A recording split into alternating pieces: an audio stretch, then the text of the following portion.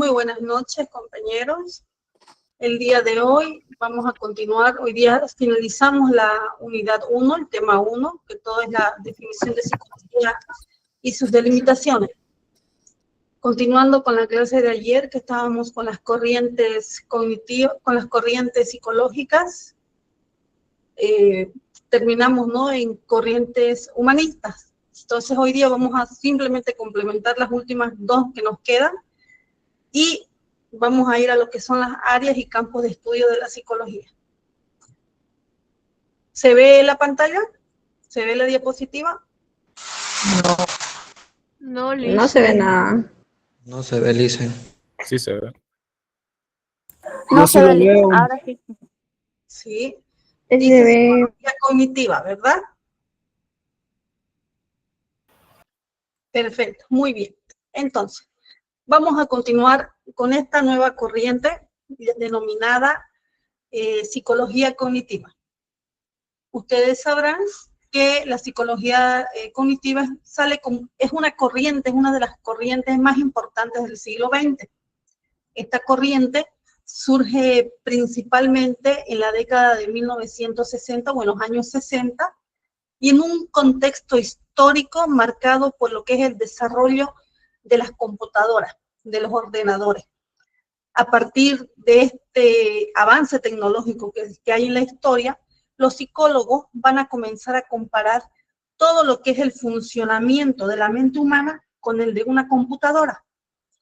Es decir, desde una perspectiva diferente a lo que era el conductismo, el humanismo, la Gestalt, la mente ya no va a ser vista como algo pasivo, algo leve, ¿no?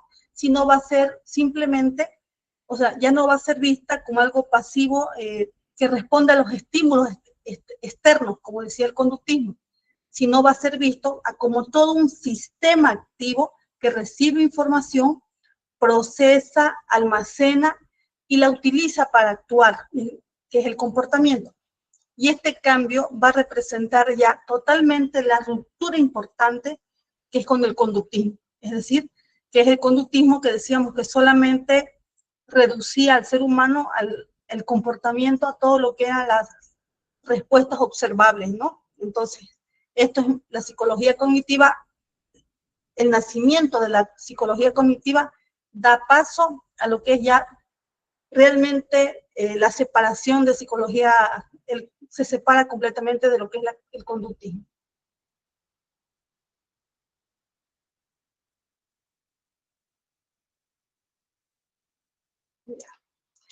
Ahora, ¿cómo nace esta corriente? ¿Cómo nace?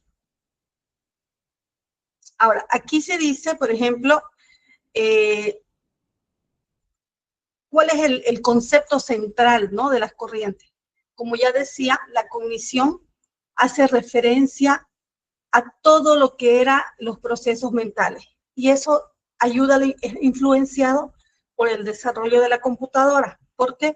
Porque aquí los psicólogos, como les decía, van a comparar el sistema de procesamiento de información a lo que es la mente.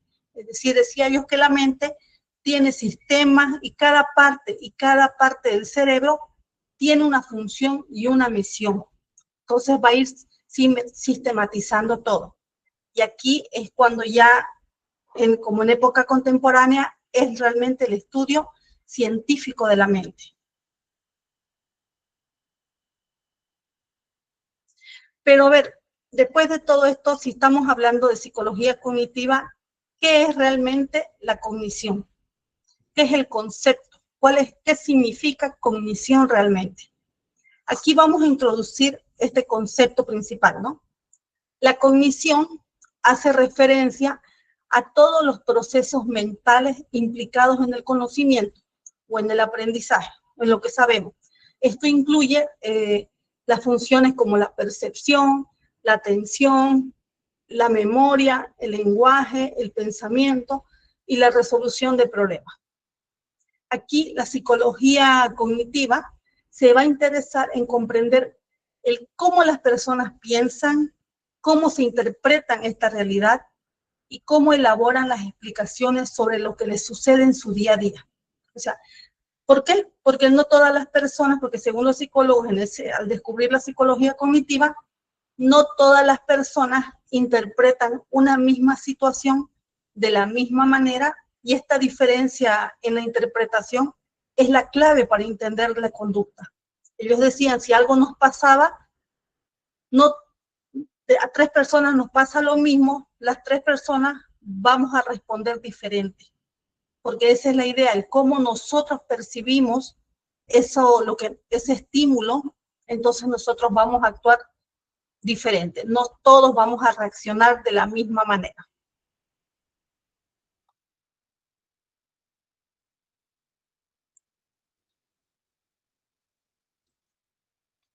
Diferencia con el conductismo. Ahora, en esta diapositiva vamos a explicar cómo la psicología cognitiva surge como una superación o la forma de romper de las teorías conductistas, es decir, la separa del aprendizaje. Aquí, por ejemplo, mientras que el conductismo sostiene que la conducta era formado por condicionamientos y reforzamientos, la cognitiva demuestra que van a existir y que existen procesos internos que medían el estímulo y la respuesta. En pocas palabras, aquí como vemos, el conductismo, su base era estímulo-respuesta. En cambio, en la psicología cognitiva, hay un estímulo, procesos mentales y la respuesta. O sea, esto significa que la persona no responde automáticamente a lo que ocurre en el ambiente, ¿verdad? Sino que primero va a interpretar, evaluar y va a procesar la información. O sea, por eso, repito, 2 personas pueden reaccionar de forma completamente distinta ante una misma situación. Aquí se destaca,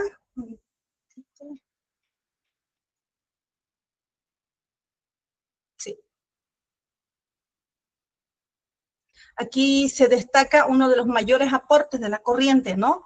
De la corriente cognitiva, que era, vamos a rescatar a la persona como un sujeto activo. Es decir, la conducta no va a estar totalmente determinada por el ambiente, sino que depende cómo la persona piensa, decide y elabora la información que recibe. Entonces, la psicología cognitiva va a plantear que las personas tienen esa capacidad de elección y control sobre su conducta, y no están simplemente condicionadas por estímulos externos.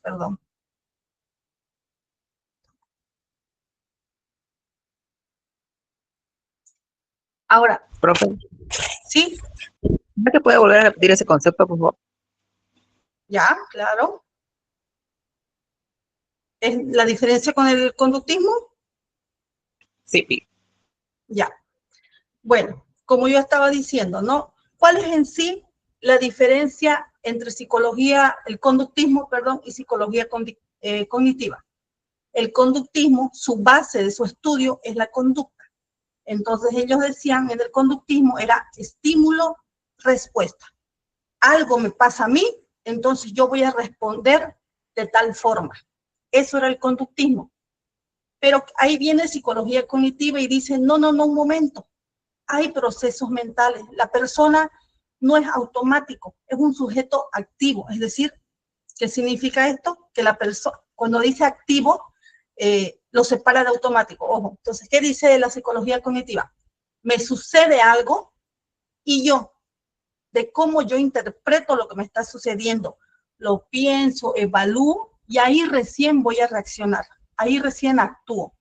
Un ejemplo, viene una persona y me trata feo, ¿no? En el conductismo, si pasa eso, sería, me trata feo, entonces yo lloro en el conductismo. Pero, ¿qué sería en la psicología cognitiva? Esa persona me trata feo, yo lo que voy a hacer es, a ver, un momento, voy a pensar, me voy a poner a preguntarme, ¿por qué me está tratando feo? ¿Por qué? ¿Por qué? O si no, tal vez mi realidad, ¿no? Me voy a preguntar el por qué me está tratando feo, qué hice yo para que me trate feo. Entonces, lo que yo no voy a saltar o actuar inmediatamente, sino lo que voy a hacer es voy a estar a ver tal vez mi reacción sería preguntar, ¿por qué me estás tratando feo? Preguntar el por qué me estás tratando feo. O incluso, o a otra persona, incluso podría ser, ¿cómo reaccionaría otra persona? Tal vez gritar, contestar feo también, o inclusive saltar, golpear, ¿no? O irse. Entonces, en la psicología cognitiva es que depende en cómo nosotros interpretamos lo que nos sucede, vamos a reaccionar o vamos a actuar. Eso quiere decir en la psicología cognitiva. O sea, la psicología cognitiva, lo bueno es que su base en sí es estímulo, procesos mentales, respuesta. Y él dice que de acuerdo a cómo la persona actúa, es cómo interpreta su realidad. ¿Se entiende ahí? Sí, profe, gracias. Perfecto, vamos a seguir. Mientras tanto, recuerdo, si tienen unas preguntas, a mitad también, dependiendo, pueden anotarlas, o si no, también me dicen y vuelvo a repetir, ¿de acuerdo? Ahora, ¿qué estudia, se ve? ¿Qué estudia la psicología cognitiva? Se ve. Sí, ¿qué estudia la psicología cognitiva? La psicología cognitiva, aquí ven, que estudia principalmente dos cosas. Uno, el tipo de información que recibe del medio, es decir, que la persona recibe, que nosotros cómo lo recibimos, y dos, las formas de procesar la información recibida, cómo la interpretamos, es decir, cómo recibimos la información y cómo la interpretamos. Esas son los dos principios que estudia principalmente la psicología cognitiva. Entonces, ellos dicen, por ejemplo, que la conducta no está totalmente determinada por el ambiente, como vimos en el conductismo, ¿verdad? Sino que depende en cómo la persona piensa, decide y elabora la información que recibe. Entonces, el tipo de información, por ejemplo, que la recibe del medio, que no todas las personas atienden a los mismos aspectos de la realidad. Así como dije, ¿verdad? Alguien me puede gritar, uno lo puede interpretar como ofensa, otro como una tratada, otro como o simplemente no le importa, u otra persona es más bien una excusa para llegar a los golpes. Y otras personas se centran más, y entonces cómo nosotros, y entonces la psicología cognitiva, estudia eso, en cómo nosotros interpretamos, recibimos, interpretamos y actuamos. Eso estudia principalmente la psicología cognitiva. Siempre dando la importancia, obviamente, a los procesos mentales. Ahora, aquí también hay algo que dice la psicología cognitiva sobre el tipo de información que se recibe. En la psicología cognitiva dice, por ejemplo, su gran objeto de estudio de la psicología cognitiva dice el tipo de información que la persona recibe del medio, no todos lo atendemos de la misma forma, ¿verdad? De los mismos aspectos de la realidad. Depende siempre de la inclinación o interés de la persona. O sea, no es lo mismo que me trate un desconocido en la calle, seguimos con el mismo ejemplo de la tratada, a que me trate mi mamá, que me trate un docente que yo lo estimo, que me trate un desconocido en la calle, que me trate mi hermano. Entonces va a depender también el interés de la persona, ¿verdad? Cómo nosotros, por ejemplo, algunas personas se centran más en las relaciones interpersonales, otras en los objetos, otras en los sentimientos y otras en el conocimiento abstracto. O sea, esta selección de información va a depender siempre de los intereses, las experiencias previas, características personales. Yo no voy a sentir, tal vez para mí, qué sé yo, el aplazarme no significa mucho para mí, pero para otra persona el aplazarse o el reprobar una materia significa altísimo. Entonces, ¿por qué? Porque tiene una connotación emocional, sentimiento. Él sí lo esperaba esa nota. Entonces, yo si no me importa mucho esa nota, entonces no me va la información, el cómo voy yo a interpretar esa realidad y cómo voy a reaccionar. No le voy a dar mucha importancia a cómo yo voy a reaccionar. a esa información que me va a llegar, o a ese suceso, ese estímulo. Por ejemplo, ¿no? Como lo vuelvo a repetir, si una persona puede centrarse en cómo se siente emocionalmente en una tratada, mientras que otra persona se enfoca en una fiesta, puede sentirse emocionalmente, otra persona puede enfocarse en lo que les dijeron los demás, si alguien habló mal de ella. Entonces, todos estaban en el mismo lugar, pero cada uno vio, escuchó o se interesó por cosas distintas, ¿no? Entonces, esto explica el por qué las personas tienen diferentes percepciones en una misma situación o en un mismo hecho.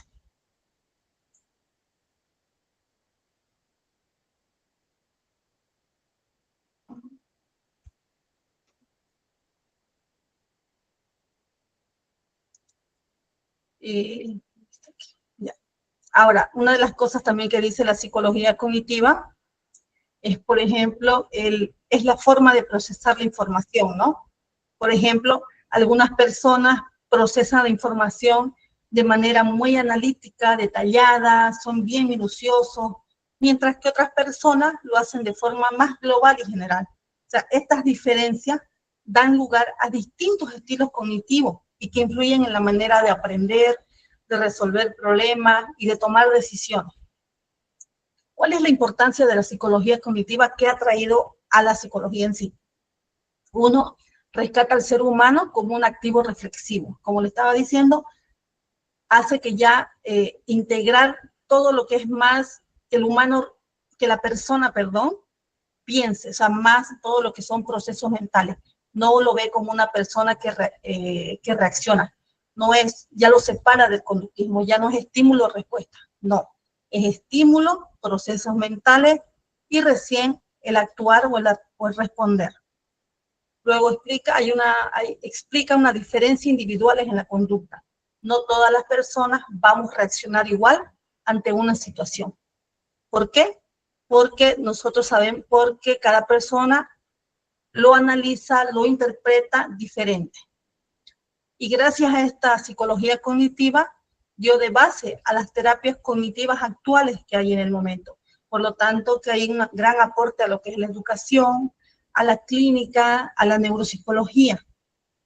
¿Por qué? Porque la idea de la psicología cognitiva va a integrar todos estos procesos internos en el estudio de la conducta humana. Entonces, destacando siempre la forma de pensar, de procesar la información, que es clave para entender el comportamiento humano.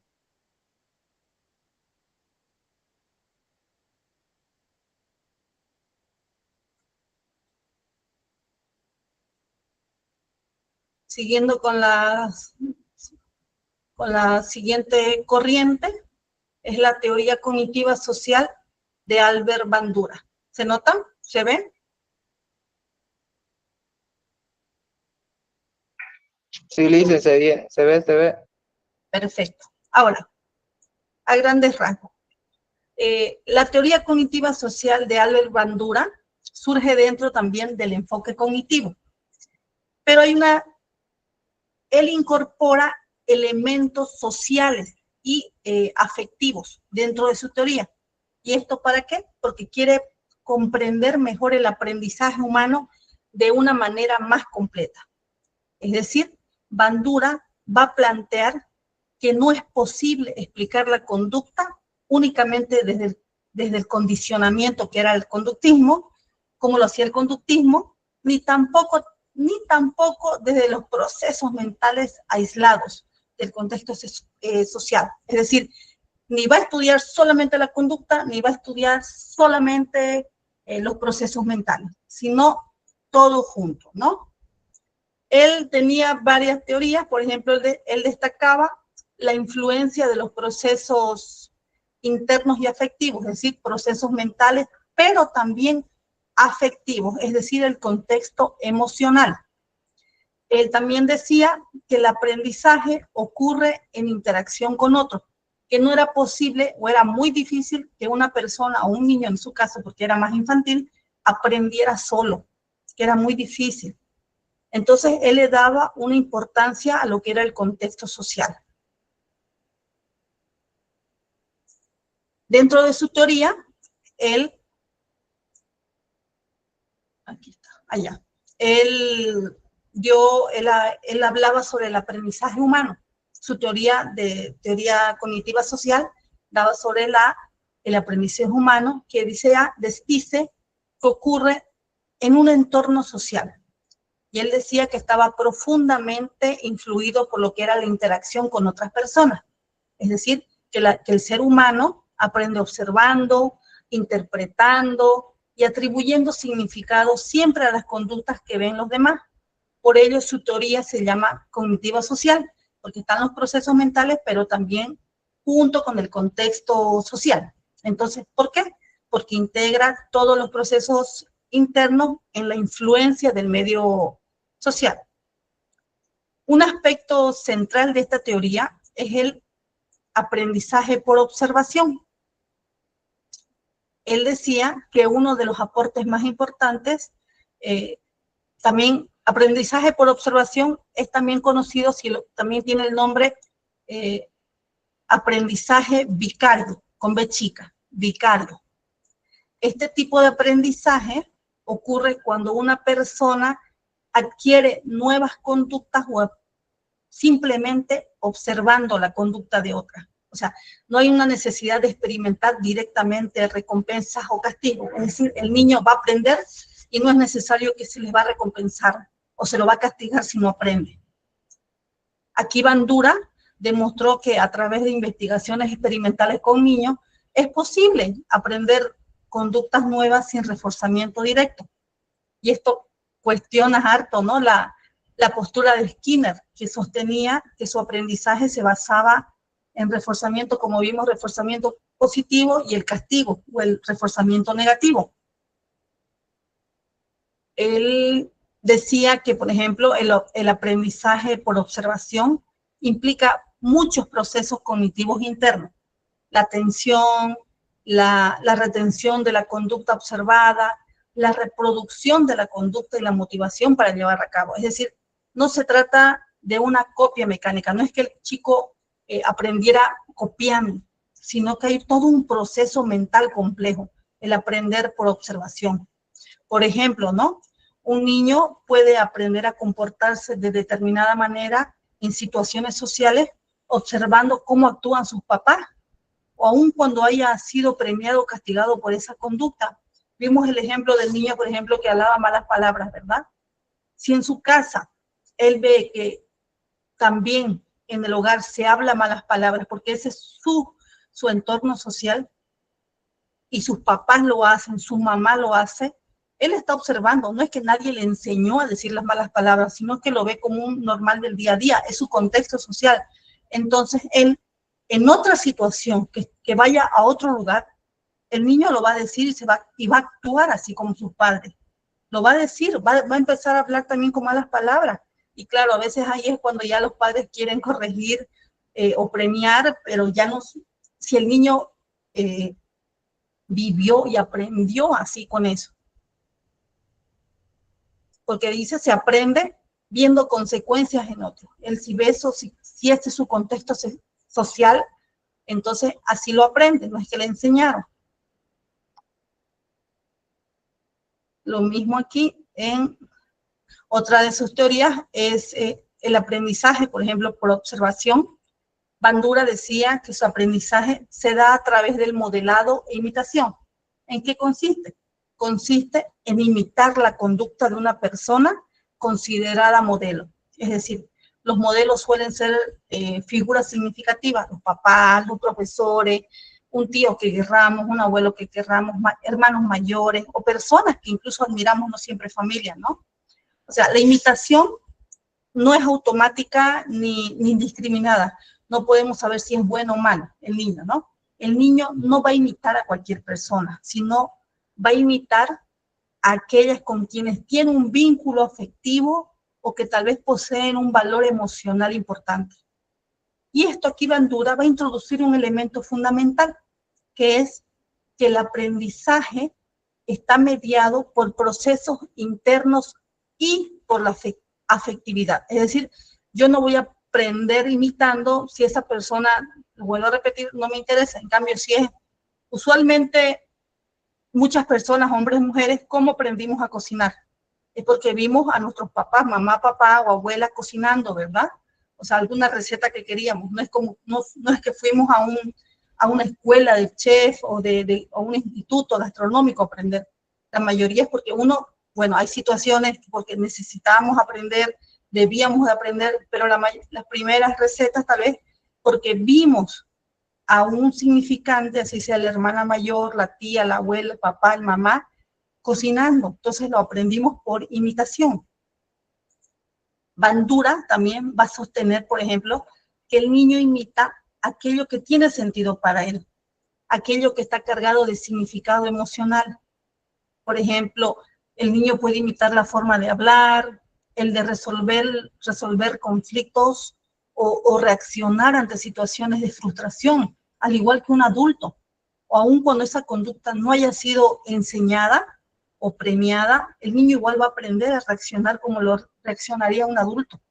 Entonces, este planteamiento va a romper con la idea conductista de que el aprendizaje solo depende del ambiente externo y va a demostrar y demuestra que todos los procesos cognitivos y emocionales juegan un papel central. Porque acuérdense que dentro de los procesos mentales y cognitivos está la memoria, el lenguaje, el razonamiento, entonces están ahí dentro, todos ellos están.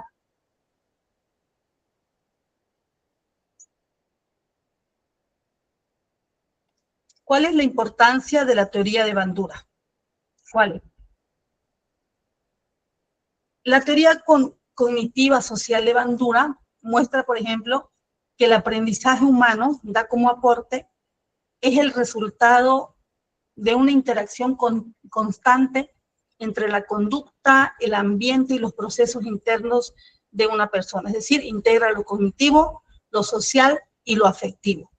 No existe una teoría cognitiva de la personalidad, pero las teorías cognitivas coinciden en resaltar la importancia de los procesos mentales en el funcionamiento humano. Aporta también Bandura una visión integradora al demostrar que la persona no es un sujeto pasivo frente al ambiente, ¿no? Sino es un ser activo que observa, interpreta, selecciona e imita conductas en función de su mundo interno y de sus relaciones sociales. Entonces, esta teoría tiene gran impacto también en la educación, la psicología clínica, la social, ya que permite comprender cómo se aprenden las conductas, los valores, las formas de relacionarse y sin necesidad de que alguien nos los enseñe o mediante premio castigo. Entonces, ahí Bandura da lo que era la teoría de la observación vicaria, del aprendizaje por observación y también del modelado o imitación.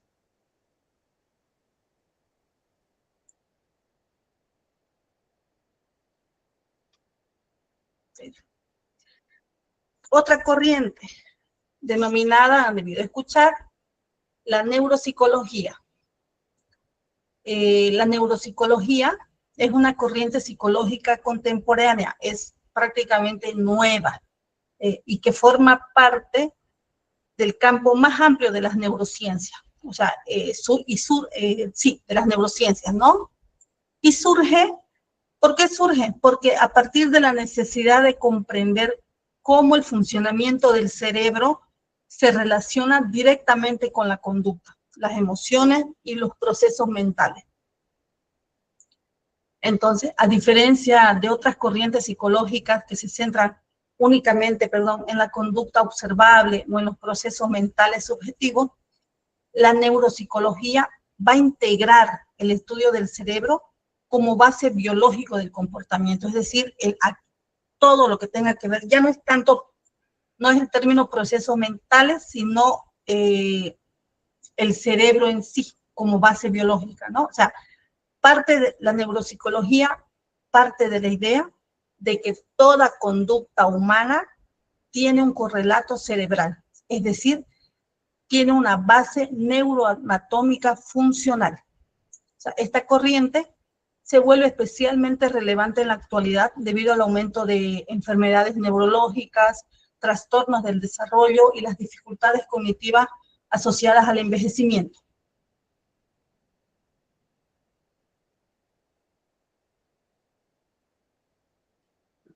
¿Qué quiero decir cuando decimos enfoque interdisciplinario? La neuropsicología no trabaja de manera aislada, sino que tiene un carácter claramente interdisciplinario. Esta corriente se va a nutrir de diversas disciplinas, como son la neurología, la psicología, la biología, la genética, la farmacología, y también junto con la neurociencia cognitiva. Y todo esto para comprender cómo funciona el cerebro, es decir, la búsqueda de la comprensión integral del cerebro. Esta integración de ciencias va a permitir al ser humano comprenderlo, ¿no? Desde una mirada mucho más completa, al ver desde lo biológico, lo psicológico. Por ejemplo, donde ustedes ven un neurólogo, ¿verdad? Puede identificar una lesión cerebral, pero es el neuropsicológico quien va a evaluar cómo esa lesión va a afectar la memoria, el lenguaje, la atención o la conducta misma de la persona. O sea, todo este enfoque interdisciplinario va a resultar fundamental tanto para el diagnóstico como para la intervención, ya que permite trabajar en equipo con otros profesionales de la salud. Entonces, la neuropsicología es una ciencia interdisciplinaria.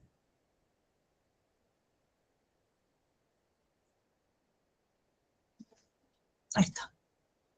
Objeto de estudio de la neuropsicología. El objetivo principal de la neuropsicología es estudiar la relación entre el cerebro y la conducta. Ese es su objeto de estudio de la neuropsicología, la relación entre el cerebro y la conducta.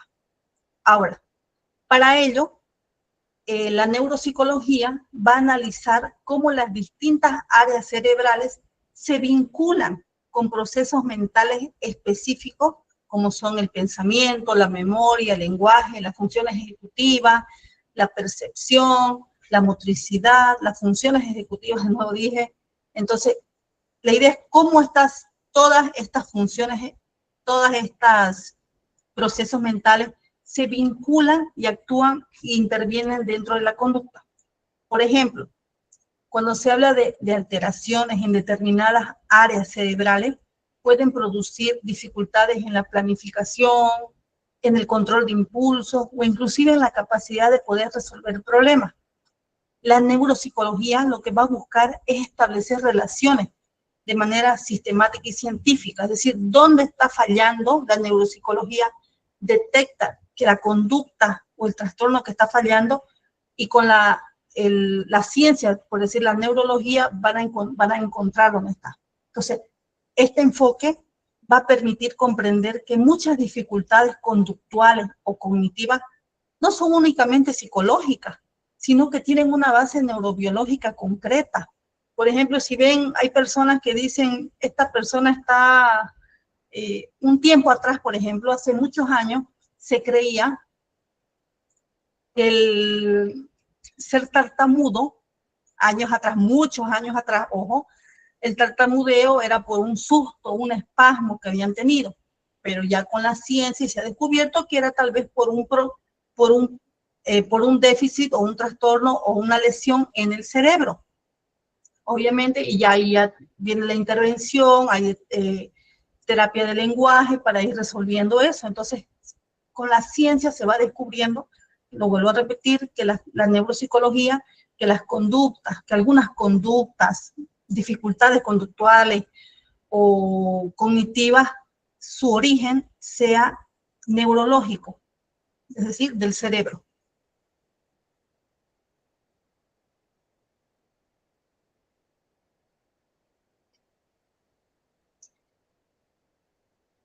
Corteza cerebral y procesos cognitivos. La corteza cerebral es una de las estructuras más importantes para la neuropsicología. ¿Por qué? Ya que la corteza cerebral es la responsable de todos los procesos cognitivos superiores. Es decir, funciones como el razonamiento, la toma de decisiones, el lenguaje y la memoria dependen en gran medida de esta región del cerebro. Es la que regula las funciones cognitivas superiores, ¿verdad? Entonces, cuando existe una enfermedad neurológica, por ejemplo, un traumatismo craneoencefálico o una patología degenerativa, la corteza cerebral es la que usualmente suele verse afectada y generando alteraciones cognitivas o conductuales. Un golpe en la cabeza, por ejemplo, puede hacer que ya no movamos el brazo o el habla, el impedimento del habla. Entonces, por eso las lesiones en los lóbulos frontales, que es aquí el lóbulo frontal, pueden provocar inclusive cambios en la personalidad. También puede producir dificultades en el control de impulsos. Control de impulsos, por ejemplo, movimiento de brazos, entonces, o si no, inclusive problemas en la organización de la conducta. O sea, empezamos a actuar diferente a lo que usualmente actuábamos.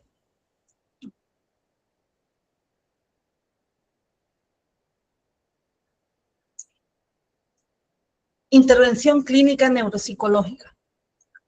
Las intervenciones clínicas en neuropsicología se centra principalmente en la evaluación y la rehabilitación de personas con daño cerebral o alteraciones neurológicas. Entre las patologías más estudiadas se encuentran, por ejemplo, han debido escuchar la enfermedad de Alzheimer, Parkinson, epilepsia, esclerosis múltiple o incluso trastornos del neurodesarrollo, como ser el autismo, ¿no?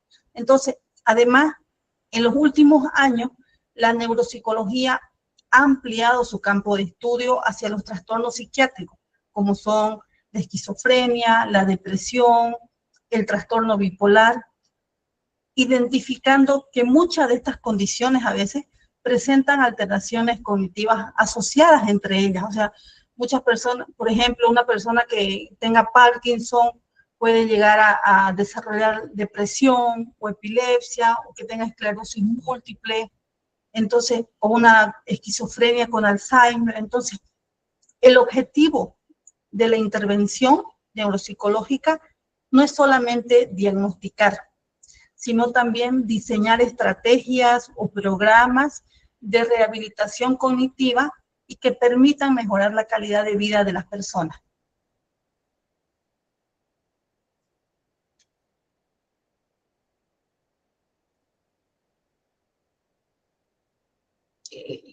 Una figura clave, por ejemplo, ¿se ve? Ya está.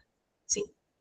Una figura clave, por ejemplo, en el desarrollo de la neuropsicología, ahí está su foto, es la doctora Brenda Milner, que es una neuropsicóloga canadiense, y es reconocida ella por sus investigaciones sobre la memoria y los lóbulos frontales. Sus estudios de ella permitieron demostrar que existen distintos tipos de memoria y que no todas dependen de las mismas áreas cerebrales. Entonces, ahí ella dice hay una relación entre las zonas cerebrales, pero no todos igual. Entonces, la idea es, y gracias a su aporte de ella, es porque también la neuropsicología ha trabajado en conjunto con otros profesionales de la salud, como ya les mostré, ¿no?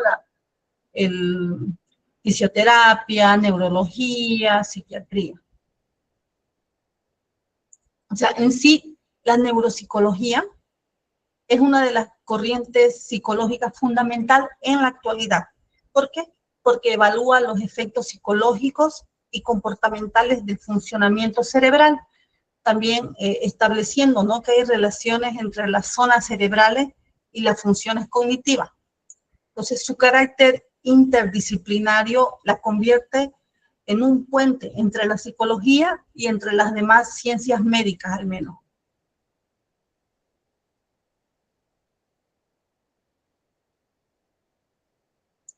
Esto.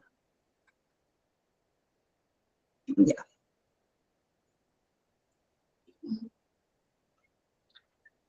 Ahora, vamos a hablar de la psicología y en relación con otras ciencias que existen. Por ejemplo, psicología y otras ciencias sociales. La psicología no es la única ciencia que estudia la conducta humana. Por ejemplo, existen otras disciplinas como ser la sociología, la antropología y la historia, que también analizan el comportamiento del ser humano, aunque obviamente desde otras perspectivas, ¿no? Desde otras perspectivas distintas. Por ejemplo, que mientras la psicología se centra principalmente en el individuo y sus procesos mentales y emocionales, la sociología estudia lo que es la conducta en relación con los grupos sociales.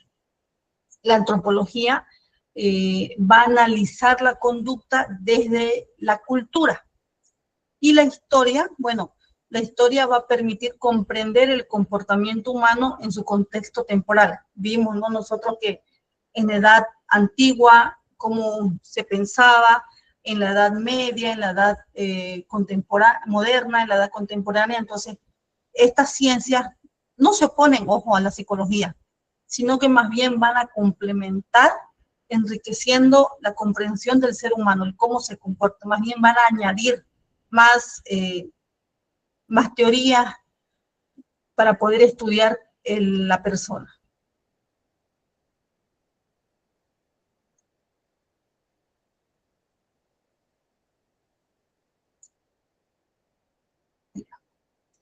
Aportes de las ciencias básicas a la psicología.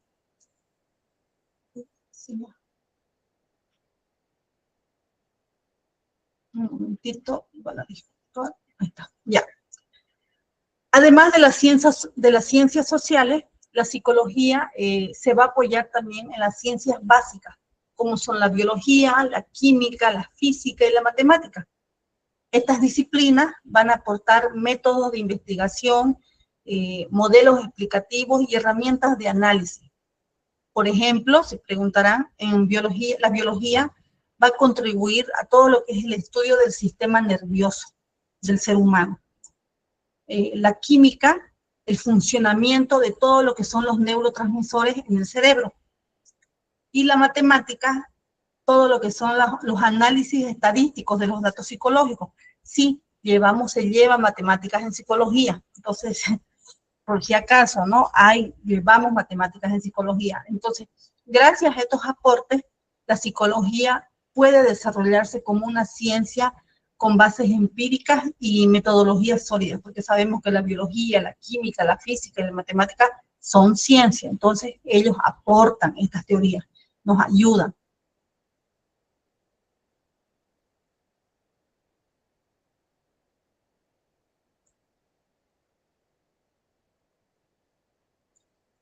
En las antiguas clases hay una relación entre psicología y psiquiatría. En anteriores clases se preguntaba, ¿no?, cuál era la relación o la diferencia entre psicología y psiquiatría.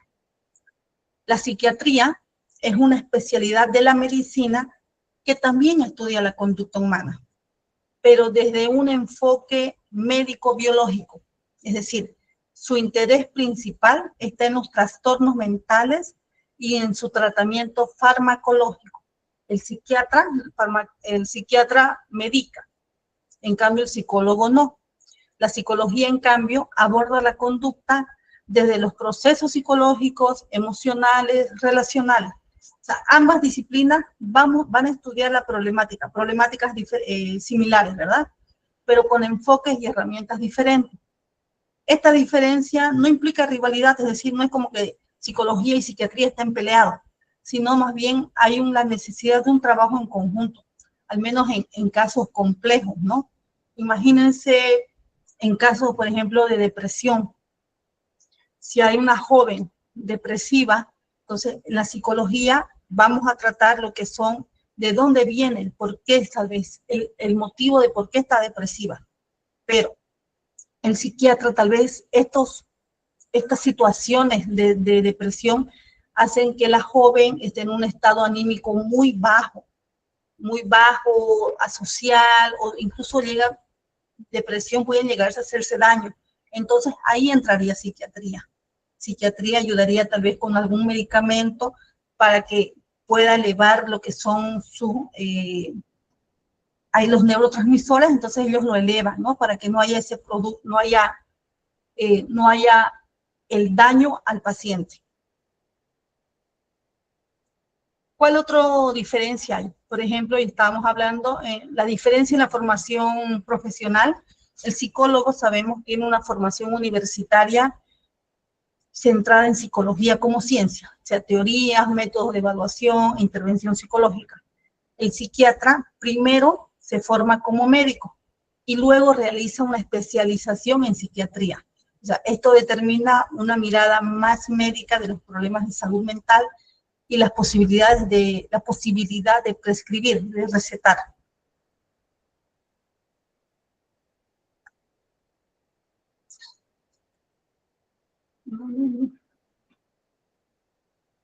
Ya, queda también, ¿cuál es la diferencia también en cómo intervienen? Por ejemplo, en la práctica profesional, el psiquiatra suele intervenir a través del diagnóstico médico y el uso de psicofármacos, ¿no? Especialmente en casos graves. En cambio, el psicólogo utiliza técnicas terapéuticas basadas en la palabra, el diálogo y la relación terapéutica. La entrevista psicológica, por ejemplo, es la herramienta central del trabajo del psicólogo, que permite explorar la historia personal, los conflictos y los recursos del sujeto. ¿Sí? Ya. O sea, en conclusión, psicología y psiquiatría cumplen funciones diferentes, pero complementarias, y su articulación es fundamental para una atención integral de la salud mental. Esa es su prioridad.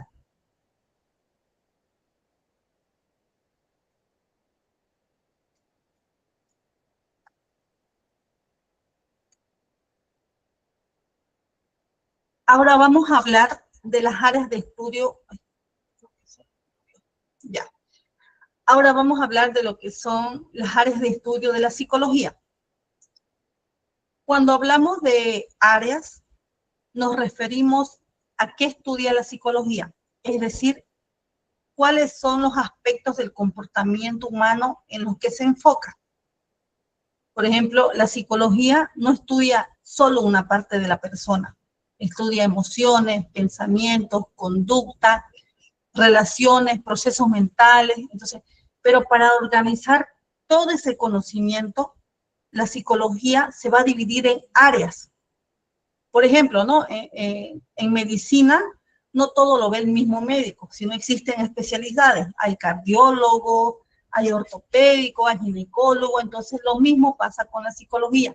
Se va a dividir en áreas para una mejor comprensión del ser humano.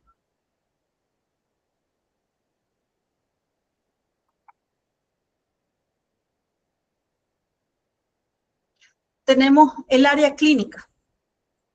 El área clínica es probablemente la más conocida, la más escuchada, es la área clínica, pero no es la única. ¿En qué se enfoca? Se enfoca el área clínica en la salud mental y el bienestar emocional, es decir, la evaluación y acompañamiento psicológico.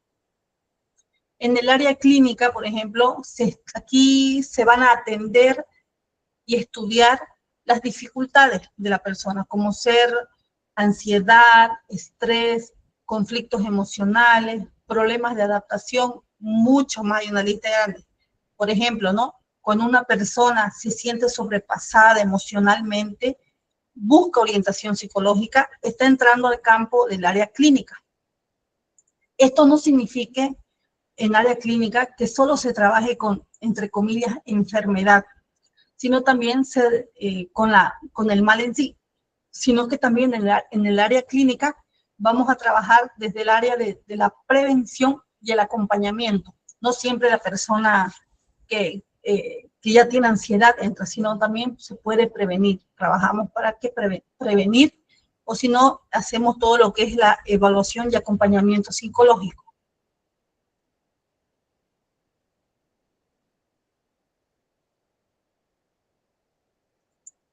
Área educativa. El área educativa aquí se interesa por cómo aprendemos, el cómo enseñamos y cómo se desarrollan los estudiantes. Los aprendizajes, desarrollo y las dificultades estudiantes. Aquí se van a analizar temas como el aprendizaje, la motivación, las dificultades escolares y los procesos de enseñanza. Por ejemplo, ¿no? cuando un estudiante tiene dificultades para concentrarse o comprender la materia, la psicología educativa ayuda a entender qué está ocurriendo con este niño o con esta persona, por qué está fallando, porque a veces puede ser, no, es que lo que pasa es que el niño, por ejemplo, de verdad, profesora, o dicen, el chico estudia 3 horas, se sienta con el libro ahí estudiando, pero no aprende. Entonces, ahí entra el área educativa. Y vamos a descubrir cuál es la dificultad, por qué realmente hay esa dificultad de aprendizaje. Por ejemplo, muchos de ustedes como estudiantes ya están viviendo todo lo que es el proceso de lo que la psicología educativa estudia, ¿verdad? Entonces estamos.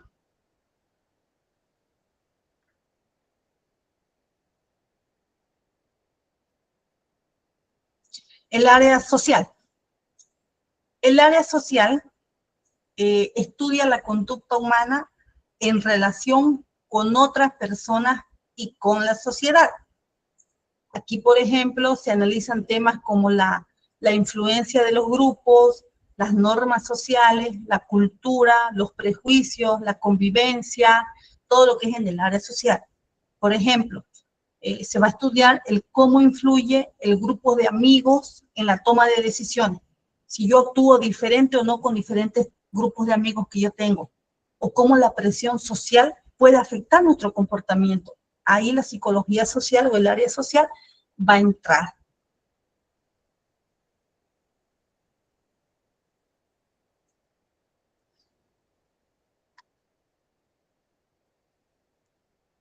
Área organizacional.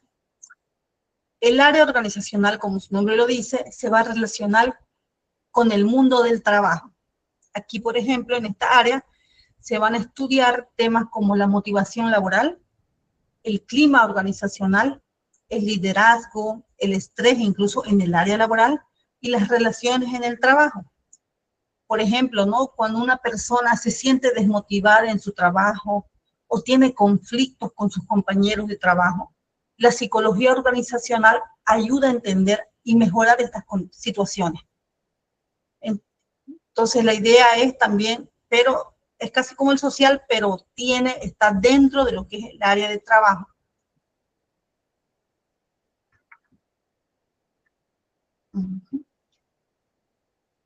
Como pueden ver, ¿no? Hay también otras áreas, como ven, psicología del deporte, psicología jurídica, psicología de la salud. Hay muchas áreas de estudio nos muestran que la psicología es una ciencia amplia y presente en muchos aspectos de la vida. Hasta su nombre lo dice, ¿no? En psicología del deporte es así como en organizacional, desde el entorno deportivo, por ejemplo, un deportista que no está dando el 100% en el campo, a veces no es solamente por algo físico. Entonces ahí entraría el psicólogo del deporte. ¿Qué está pasando? O los ánimos después de un partido que perdieron y que era muy, muy especial ese partido, entonces el psicólogo del deporte va a entrar ahí. En psicología jurídica, el psicólogo, por ejemplo, trabajaría en las defensorías o cuando hay un caso que tenga que ver con el ámbito legal, ahí entra el psicólogo jurídico. Y en la psicología de la salud, hay momentos, por ejemplo, dirán, de la salud, pero es todo de salud, sí, pero nos referimos más que todo el psicólogo cuando está en entornos hospitalarios, es decir, los pacientes que se deprimen cuando están mucho tiempo internados o que o se les presente, por ejemplo, una enfermedad muy fuerte y tal vez el médico, hay una forma de consolar tal vez al paciente, entonces ahí entra lo que es el área de la psicología de la salud.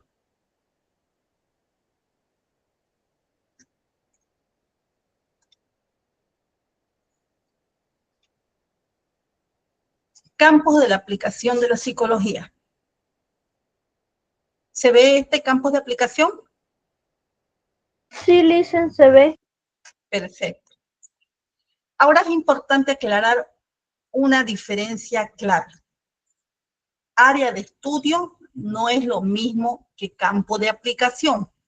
Ojo, área y campo no es. Área es que estudia.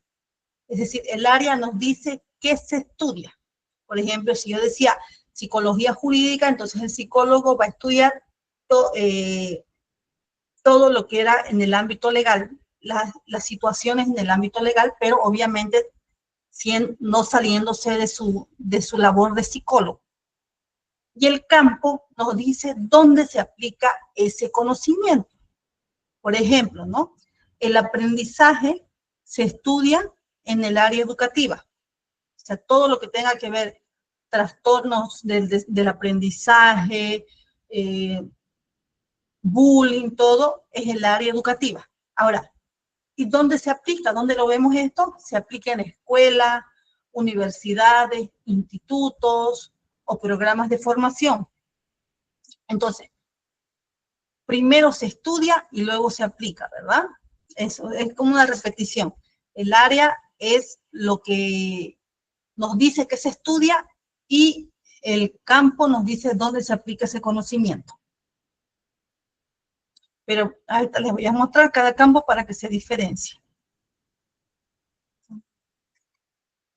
Campo clínico. La psicología, como estaba diciendo, se aplica en distintos campos de la sociedad, ¿no? Entre los principales tenemos el campo clínico, el educativo, el familiar, el educativo, el social y el comunitario. ¿Qué hace el campo clínico? Uno, atención individual, hay atención familiar y atención comunitaria. Pero cuando estábamos hablando, un mismo psicólogo puede trabajar en la escuela o una empresa, pero tiene que depender en el campo que se desempeñe, claro, ¿no? Ahora, ¿qué hace? Este es el campo clínico, ¿no? El psicólogo clínico puede trabajar en atención individual, atención familiar y atención comunitaria.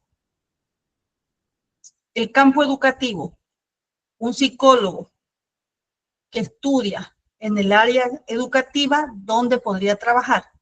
Trabajaría en escuelas, universidades o incluso programas de apoyo.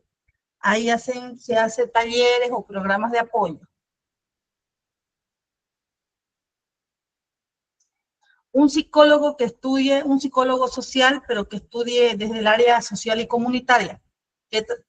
¿Dónde trabajaría?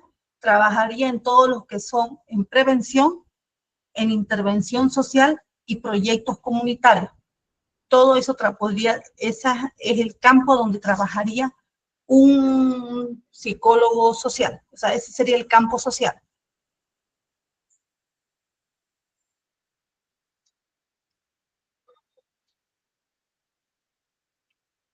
Campo laboral. En el campo laboral, donde lo que se realiza sería la selección de personal, las evaluaciones y el bienestar laboral.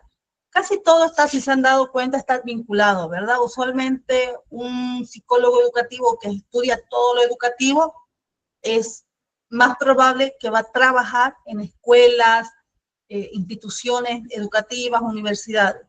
Un psicólogo que ha estudiado, que está en el área organizacional, va a trabajar en el campo laboral, que son las empresas, instituciones, haciendo que la selección de personal, evaluaciones, bienestar laboral. O sea, el bienestar.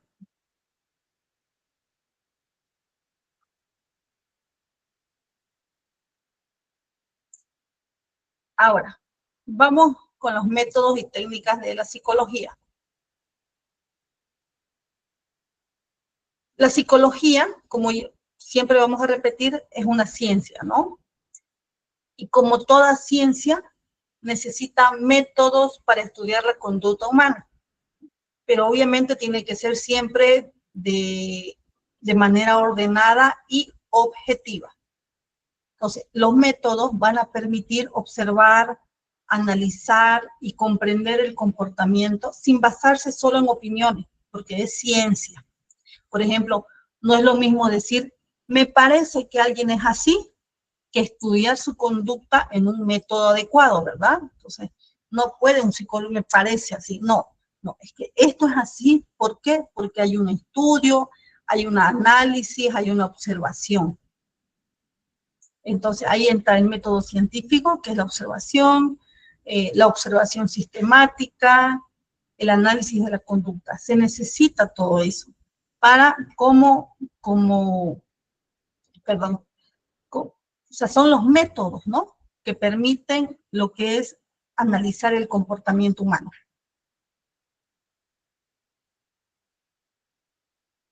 Como métodos psicológicos, los más utilizados son la observación, el método experimental y el método clínico. Cuando hablamos de método experimental es el hacer, valga la redundancia, dentro del método experimental está la observación, el análisis, las evaluaciones.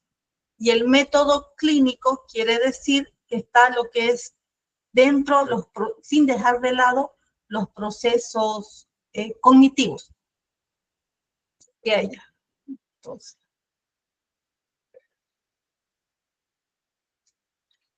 ¿cuáles son las técnicas que se utilizan dentro de la psicología? Las técnicas psicológicas, ¿no? Las técnicas son las herramientas concretas que se utilizan usualmente para recoger información de las personas, ya sea en cualquier área, ¿no? No sé, en área clínica, en área organizacional, en área educativa, en área social, en cualquiera de las áreas. ¿Cuáles son las tres principales? Porque son varias. Entre las técnicas más utilizadas tenemos la entrevista,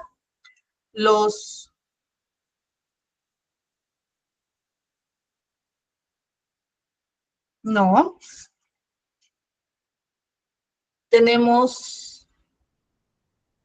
las entrevistas, los test psicológicos, los cuestionarios. Por ejemplo, ¿no?, en una entrevista permite conocer la historia de una persona, el hacer preguntas. Un cuestionario va a ayudar a organizar la información. Y los test permiten evaluar distintos aspectos, porque hay test para medir, ya sea desde la ansiedad, la conducta, el estrés, la ansiedad, todo ya tiene. Los test entran desde la escala. Entonces, el uso adecuado de todos estos métodos y de todas estas técnicas garantiza que la psicología en sí sea una disciplina seria y responsable, porque no podemos basarnos simplemente en creo que, en observación. Todo tiene que ser con métodos y técnicas.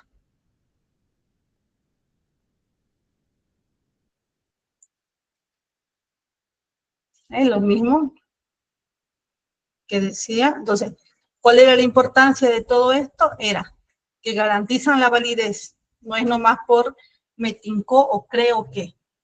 Evitan las opiniones sin fundamento. En psicología no puede ser opino que o creo que. Tiene que haber un fundamento.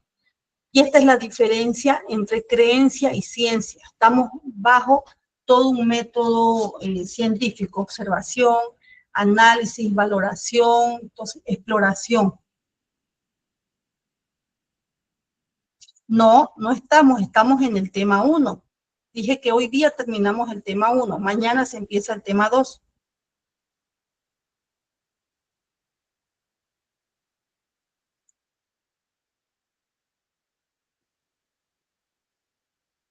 Ética en el uso de las técnicas. El por qué se utiliza técnicas, por qué un psicólogo debe utilizar técnicas, porque es la responsabilidad profesional. No nos podemos basar como en el conductismo, no podemos basarnos en lo que es yo creo observación. Tiene que haber pruebas y técnicas, tiene que haber validación. Y es más que todo respeto a la otra persona. ¿Cómo nosotros podemos decir, tú tienes esto o tú puedes hacer esto si no hay algo que me respalde, ¿no? Es como yo lo estoy estudiando porque hay una observación, hay un estudio de esa persona.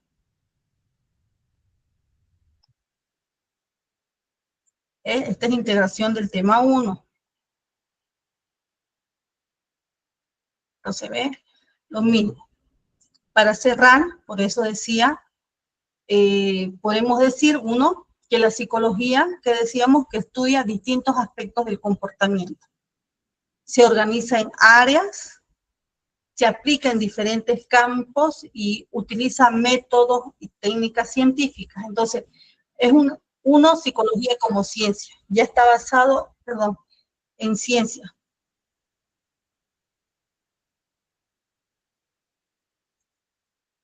Entonces, para llegar a ciencia, la psicología ha tenido diferentes etapas. No llegó a ciencia de un día a otro. Como ustedes han visto, su objeto de estudio ha pasado desde que era desde el alma, la conducta observable, luego solo a procesos cognitivos, y a lo que es ahora el objeto de estudio de la psicología es la conducta observable y los procesos cognitivos, ¿verdad? Y los diferentes campos, amplios campos de acción.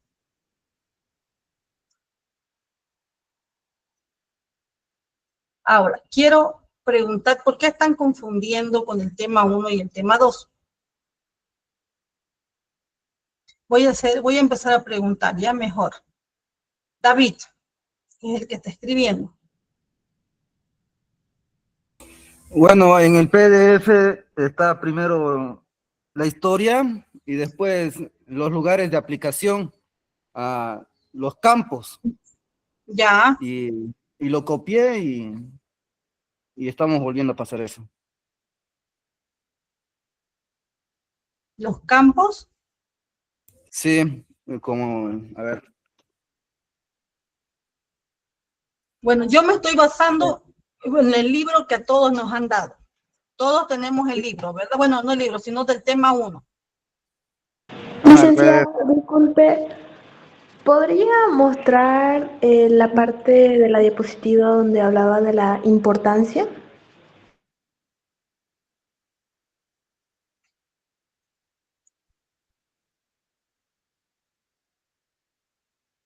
Importancia de los métodos y técnicas. Sí, exactamente. Ya, perfecto, está ahí. Bueno, a ver, voy a volver a repetir esta parte. Yo sé que les han dado un cronograma, ¿verdad? ¿Sí? ¿A eso se refería David? Sí, sí. Sí, pero yo me estoy basando en el libro y yo estoy siguiendo de acuerdo al libro. Pero en sí hasta ahora, todo el momento he hecho tema 1. No es como si me hubiera pasado al tema 2 y he vuelto al tema 1. El tema 2 tengo entendido que son las bases fisiológicas del ser humano, de la persona. Entonces yo estoy guiándome con el tema 1 del libro, que es, voy a decir yo, que es, por ejemplo, que es la psicología, que hemos estudiado, breve historia de la psicología, las corrientes psicológicas, áreas de estudio de la psicología, campos de aplicación y métodos y técnicas. ¿Eso es lo que hemos llevado hasta ahora? Sí, eso estamos llevando. Entonces, estamos bien. Hoy día, por ejemplo, se termina el tema 1.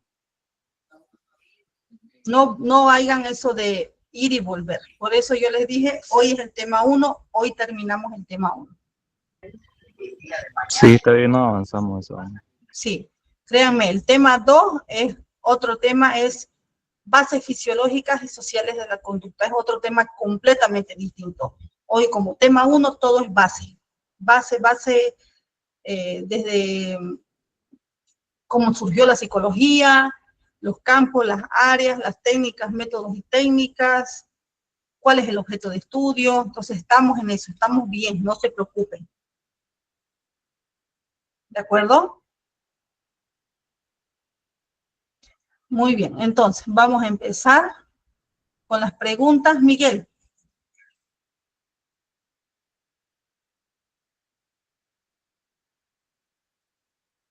Sí, Licen, dígame, le escucho. Estás con la mano levantada. Sí, Licen. ¿Qué pregunta tienes? Ay, Licen, de la psiquiatría, Licen, lo que usted estaba hablando sobre la diferencia, ¿no? En la psicología y la psiquiatría, entonces, Quería preguntarle, Licen, si tal vez una persona que sufre de esquizofrenia, paranoia, se puede, claro que la psiquiatría lo trata, ¿no? Pero ¿tiene cura eso, Licen? Una persona que tiene problemas psiquiátricos.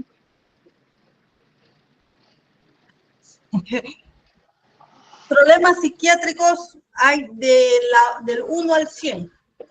Porque Desde, Licen, yo le ¿ya? comento, Licen, yo conocí a una persona que se quería quitar la vida, decía, me quiero matar, me decía, ¿qué? Le decía yo, no estás hablando burrera, le decía. Así, o sea, se sentía que, no sé, estrés, cosas así, cosas ya, me asustaba a mí, la verdad. Entonces yo decía, Sí. "Puta", Cuando hablamos de problemas escuchaba, psiquiátricos, por ejemplo, del tema, del ejemplo que tú me diste, por ejemplo, bueno, si voy a nombrar dos, voy a nombrar básicos, que son los más conocidos, esquizofrenia y bipolaridad, por ejemplo, no tienen cura. No hay cura. Cuando hablamos de tratamiento en ese tipo de temas, hablamos para controlar las conductas que a veces surgen de manera abrupta, es decir, que son conductas que resultan para hacer daño a otras personas y para hacerse daño a ellos mismos. Entonces, el tratamiento que reciben ellos obviamente es un tratamiento farmacológico para disminuir las conductas, pero en sí el tratamiento no es para eliminar porque no hay cura.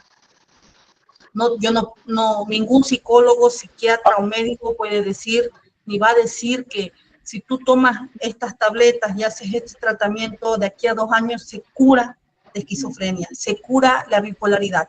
No. No te podría decir toda la lista, pero sí hay varios así que no hay cura. El tratamiento es ah, es que tratamiento. antiguamente, Licen, estuve leyendo que antes se trataban a esas personas con corriente, ¿no? Las partes cerebrales, le hacían pasar corriente y veían que había mejoras, ¿no? En esas personas. Mejora. Mejora por el hecho de que, bueno, ¿qué hacía la corriente, no? La corriente, imagínense ustedes, todas las personas, yo que reciba una carga de corriente diaria aquí, no Nos estaría, afecta, porque tenemos, ¿afectaría el cerebro o no afectaría? No haría que mi cerebro afecta porque tenemos vaya electrolitos. apagándose, y obviamente si se está apagando, hay varias consecuencias que podría lograr eso. Uno, mi cerebro literal se estaría friendo, entonces apagando ya no haría. Dos, yo por el miedo a que me vuelvan a pasar corriente, pues me quedaría calladita, por más que tendría en esquizofrenia, ¿no? Las alucinaciones, los pensamientos negativos, me quedaría calladita con tal de no volver a recibir una descarga eléctrica. Entonces no es que lo curaran o lograran, sino es que era un método tal vez muy bárbaro para tal vez también disminuir esas conductas. Ya, Licen, esa nomás era mi pregunta, gracias. Gracias. ¿Ya? Pedro. Ya, a ver, listen. Ya, volviendo al tema de las diferencias entre conductismo y cognitiva, ¿no? Ya. ¿Qué pasa? ¿No ve que antiguamente, como dijo en la anterior clase sobre John B. Watson, que él fue del conductismo, ¿no? ¿Recuerdo? Uno de Él los dio la teoría de que, sí, uno ay, no me acuerdo, pero sí, eso. uno de los Y puede decir de los aportes, de los aportantes, de los psicólogos, ¿ya? Watson. sí, eso. Watson. Ya, y creo que él dio la teoría sobre que es mejor, él no se basa más en el pensamiento, sino en la conducta, ¿no? Sí. Ahora, pues, planteando esto, una persona que no piensa y solamente actúa, eso entre la diferencia entre el conductismo y la cognitiva. O sea, una persona que actúa, por ejemplo, como dicen la cognitiva, que primero se estimula, se procesa el proceso mental y se da la respuesta. En este caso, la persona, por ejemplo, no piensa, es como que actúa directamente. A eso me voy. Claro. Es que no es la persona, sino en el conductismo, todos los pensadores de esa época, que era desde Skinner, Watson, decían ellos, el ser humano es una persona, es un sujeto simple. Primero, es una persona simple, es decir, tan simple que es que escucha un ruido y actúa. O sea, viene el estímulo es lo que nos rodea, viene el estímulo y nosotros actuamos. Entonces, eso es. 2, ¿por qué ellos no se fijaban o no le daban importancia al proceso mental? Porque ellos decían, ¿cómo yo puedo medir? Yo, si no lo veo, no lo creo. Es decir, entonces, lo que yo veo es la conducta, entonces solo vamos a enfocarnos en la conducta. Entonces, claro, ellos veían que, y con animales al menos también, acuérdense que el conductismo, sus experimentos hacían con animales, porque según ellos, como las personas éramos unos sujetos activos y básicos, entonces ellos comparaban el cómo nosotros respondíamos al igual que los animales. Entonces ellos usualmente sus animales de prueba eran los perros, gatos, conejos, ratas. Entonces ellos decían estímulo, respuesta. Pero viene obviamente el cognitivo y dice, momento, a ver, aquí falta algo. No es posible que, ¿cómo explicas entonces que una persona, que a 5 personas que le estás dando el mismo estímulo, es decir, los estás tratando, actúen diferente, respondan diferente? Aquí hay algo. Entonces, hay entre medio estímulo, proceso cognitivo o proceso mental y el ruido. exacto. Es el ruido. Entonces, hay un A nombre de Beto. paradigma. Hay un paradigma ahí, ¿no? Entonces Buenas dice, noches. sí, Miguel. Ah, ya, está apagado, perfecto, era su micrófono. Entonces, hay un cambio de paradigma. ¿Qué significa? Es un cambio completamente de visión. Se vuelcan los papeles. Dice el cognitivo, dice, bueno, no. A ver, pasa algo aquí. No es posible que el humano, la persona, simplemente actúe porque sí. Es nosotros cómo interpretamos la realidad. O sea, de las 3 personas que le estás dando ese ruido y las 3 personas actúan diferente o responden diferentes por algo, hay algo ahí. Entonces vamos otra vez con los procesos cognitivos. A ti, digamos, por ejemplo, ¿por qué tú reaccionaste a este ruido? Ah, es que cuando era niño yo me asustaba. Tú, ¿por qué tú no reaccionaste? A mí no me da miedo, digamos, el ruido. A ti, entonces cada uno es cómo interpretaba ese sonido y depende a eso, ya yo actúo. Y ahí es cuando hay realmente el corte, la barrera entre conductismo y psicología cognitiva. Y si se han dado cuenta, desde la Gestalt, que está aquí el conductismo, que sabemos que es la base, pero la Gestalt, el humanismo, el psicoanálisis, inclusive le siguen critican harto el conductismo, porque ellos no creen que el ser humano sea un ser tan simple, que sea tan básico, tan inactivo. Saben ellos, o sea, sus estudios demuestran que los procesos mentales de una u otra forma sí están dentro del ser humano, dentro de la persona, y dentro de su propia teoría, obviamente intentan, así igual que el conductismo, y la idea es comprender al ser humano y estudiarlo, el por qué el humano, la persona, se comporta de la forma en cómo se comporta. Ah, o sea, profe, que no es la persona, sino lo que hay en su interior, o sea, la mente, respecto a eso. Cómo lo recibimos, cómo lo interpretamos y cómo lo actuamos y cómo respondemos ante eso. Esa es la cognitiva, la psicología cognitiva. Si yo agarro, vamos a poner un ejemplo. A ver, aquí está Pedro y pongámosle a Lorena, ¿no? Pedro y Lorena están los dos acá. Yo te agarro delante de Pedro, voy Pedro, y de la nada agarro y te doy un manazo. ¿Qué harías, Pedro, en ese momento? Sin mentir. Y sin... Me quedo choqueado, profe. Sí, ¿no ves? Te quedas choqueado. O sea, uno se queda... Lorena, lo mismo. Yo agarro, estoy delante de ti y te doy un manazo.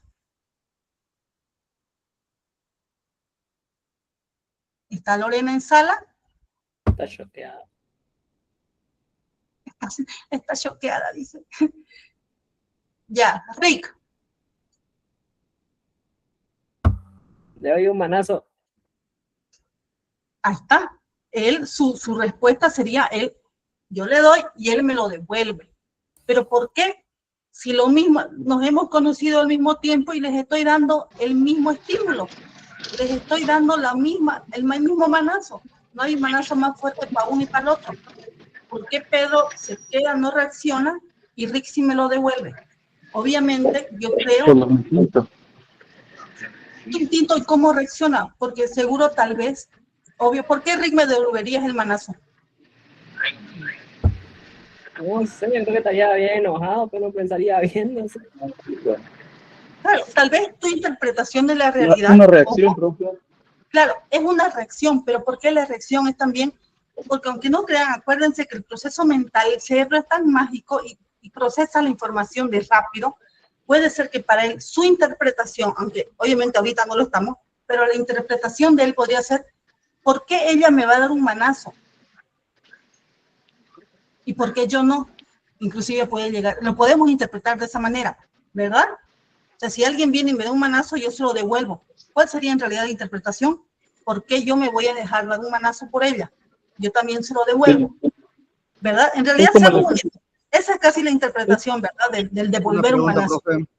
Aparte, Es como en el colegio dicen cuando pelean los muchachos, ¿no? Se agarran la puñeta y no se deja, uno siempre devuelve por más débil que sea, digamos.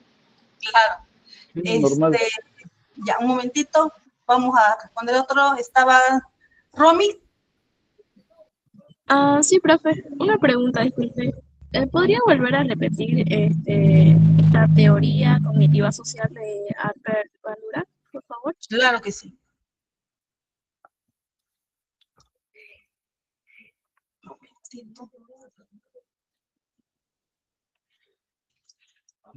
Ya.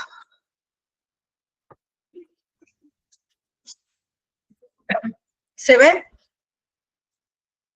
Sí, profe. Perfecto.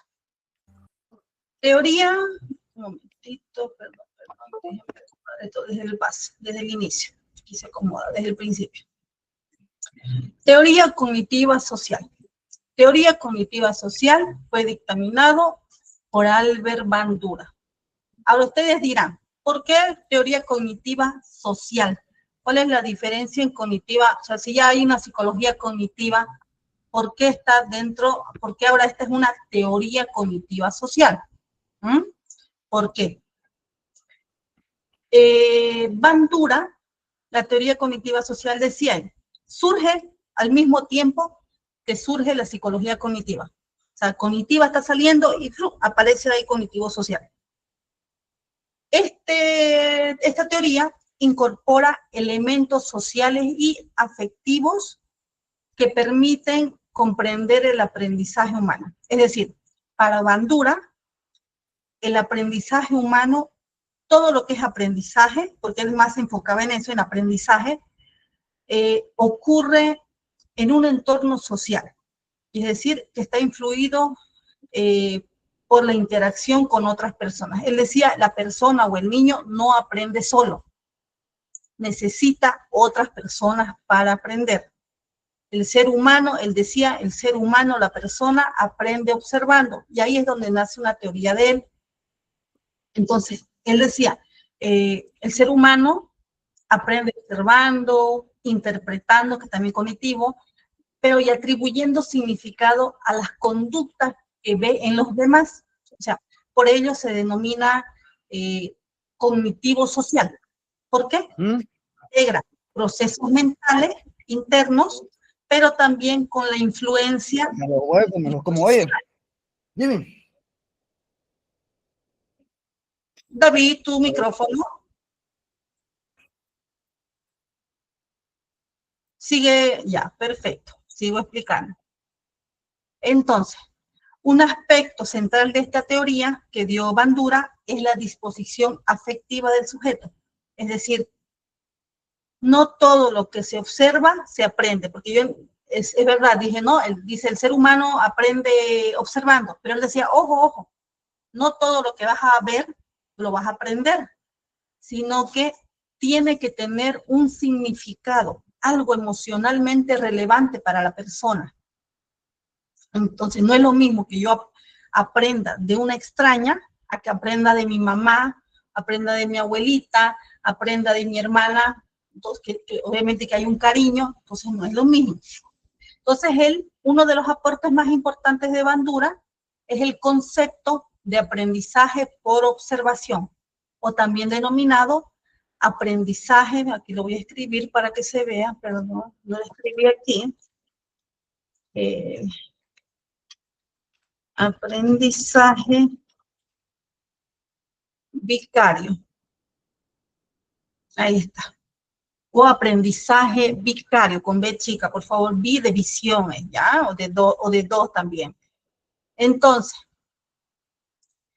este tipo de aprendizaje, dice Bandura, ocurre cuando una persona adquiere nuevas conductas simplemente observando la conducta de otra persona. Es decir, y aquí, a comparación del conductismo de Skinner, no hay recompensa o castigo, ¿verdad? ¿Se acuerdan en Skinner que decía, la persona si hace algo bien, se le da una recompensa, si hace algo mal, se le da un castigo? Aquí Bandura dice que no, la persona puede aprender sin necesidad de recompensa o castigo. ¿Por qué? Porque Bandura demostró que a través de experimentación con niños, ojo, él siempre también con niños, es posible aprender conductas sin necesidad de que haya premio o castigo. Entonces, esto cuestiona de manera directa, ¿no?, la postura de Skinner, vuelvo a repetir, quien sostenía que para que el niño o la persona aprenda, tenía que haber un reforzamiento. Es decir, Skinner decía, no, la persona no puede aprender porque quiere, no. Él aprende si hay un reforzamiento positivo, y aprende aún así de a malas con un reforzamiento negativo, que sería el castigo. Entonces, el aprendizaje por observación implica, pero, varios procesos cognitivos internos, ¿no? Está la memoria, la atención, resolución de problemas, lenguaje, la conducta observada. Entonces, no se trata solamente una copia mecánica, no es como que yo veo a la chica saltar y saltar, no, sino es todo un proceso mental complejo, por eso también es cognitivo. Entonces, por ejemplo, ¿no?, un niño, di el ejemplo del niño que aprende a comportarse de una manera en situaciones sociales, viendo cómo sus papás actúan. ¿O han visto esos niños que a veces en las fiestas todo el tiempo están bailando?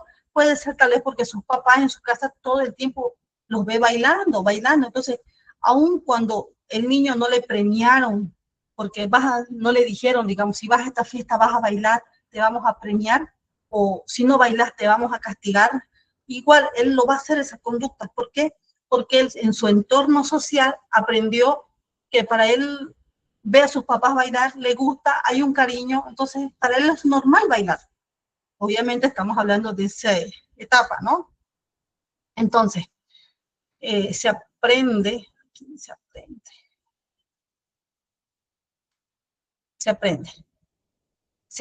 viendo consecuencias en otros. Es decir, puede ser que inclusive vea que a otros niños ellos están siendo recompensados y van a bailar. Entonces él también quiere bailar. Entonces, pero no es siempre en uno mismo, dice Bandura.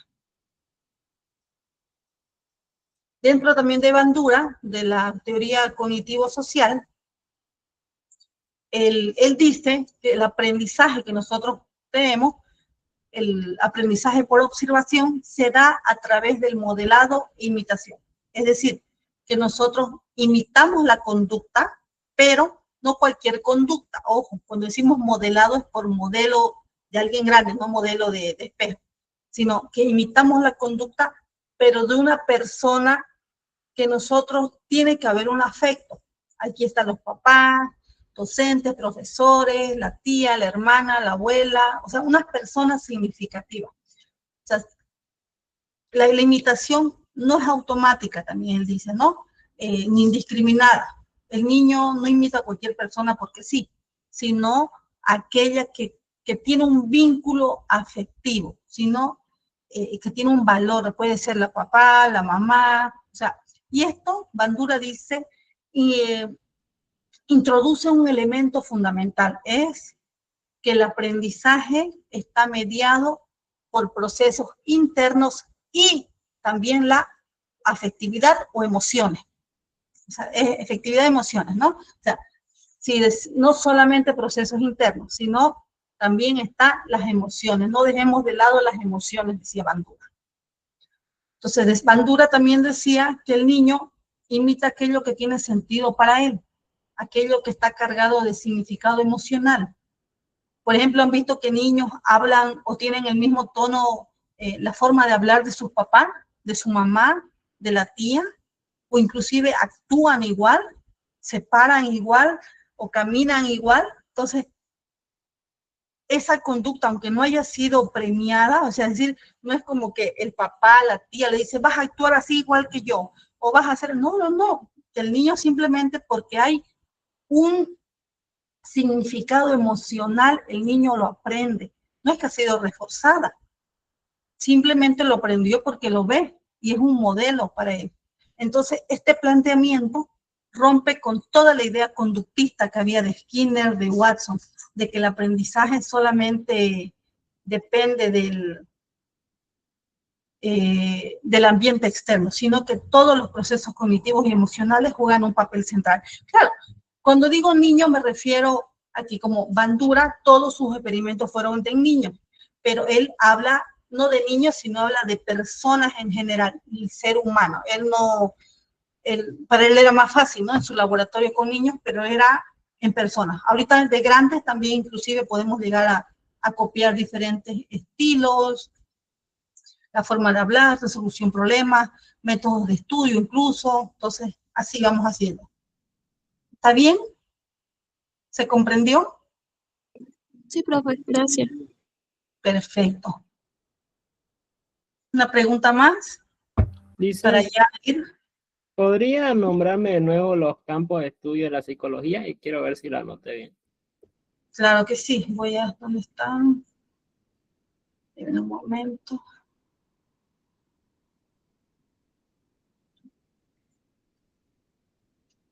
Ya. Campos de estudio. Vuelvo a repetirlo, solamente para que quede claro. Campo y área de estudio no son iguales. Sí, pareciera, pero no. El área es lo que se estudia y el campo es dónde, ¿no? Entonces, ¿dónde se aplica? Tenemos, por ejemplo, perdón, ¿dónde está? Aquí está. Tenemos el campo clínico, que cuando digo atención se refiere usualmente en terapia individual, atención familiar, atención comunitaria, es decir, ¿dónde se aplica? Se aplica uno a uno, se aplica puede ser también con la familia, en la familia de la persona o en comunidades, se puede trabajar. 2, campo educativo. ¿Dónde se puede trabajar en el campo educativo? Se trabaja, su nombre lo dice, en escuelas, universidades o programas de apoyo, talleres incluso, pero bueno, ese es el lugar, ¿no? Programas de apoyo. Cuando dice programas de apoyo, usualmente son tipo ONG. Otro campo es el campo social y comunitario. Dentro del campo son las prevenciones, la intervención social y los proyectos comunitarios. Aquí, por ejemplo, proyectos comunitarios, se han visto también de ONGs, en comunidades hacen huertas, programas de prevención de embarazo. Entonces, hay varios, ¿no? O de mantener la cultura. En el campo laboral tenemos dentro de, si quieren, en el área organizacional en instituciones, tenemos selección de personal, han visto, ¿no? Lo que es recursos humanos, selección de personal, las evaluaciones, el bienestar emocional dentro de una empresa o institución. Y esas serían. en sí ¿Cuál es las la áreas. diferencia? Disculpe? Área Eh, dijo que era otra cosa. Campo y área, ¿cuál es la áreas, diferencia? claro, claro. Área es lo que se estudia. Por ejemplo, hablábamos, por ejemplo, el área clínica, ¿no ve? El área clínica, vamos a ir uno por uno. Si yo digo el área clínica, voy a estudiar salud mental, evaluación y acompañamiento psicológico. ¿Dónde lo puedo trabajar eso? Lo puedo trabajar, como vimos, en terapia individual, terapia familiar o terapia de salud mental, ¿verdad? Estaba ahí. Sí, sí. Entonces, si yo estoy en el área clínica, por ejemplo, y me interesa y he estudiado todo lo que tenga que ver con salud mental, prevención, entonces yo puedo trabajar con una persona, cuando hablamos de terapia individual es con una persona, es decir, uno a uno, también aquí el dibujo, ¿verdad? Uno a uno, a eso se refiere. Puedo trabajar uno a uno, o si no, terapia familiar con la persona y su familia. ¿Qué está ocurriendo en ese contexto familiar? A eso se refiere. Área, lo que voy a estudiar clínico, salud mental, evaluación, test, y el campo es donde voy a trabajar. Puedo trabajar terapias, puedo trabajar prevención de la salud mental.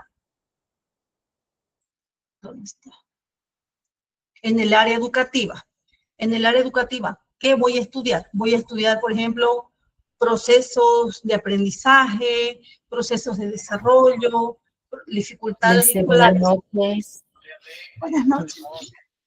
Disculpe que No, no, le corte. Ya estamos ya con un minuto robando espacio a la siguiente asignatura. Está muy interesante. muy bien, no. Voy a dejar de compartir y como siempre, mañana recién se empieza el tema 2 y recordar a todos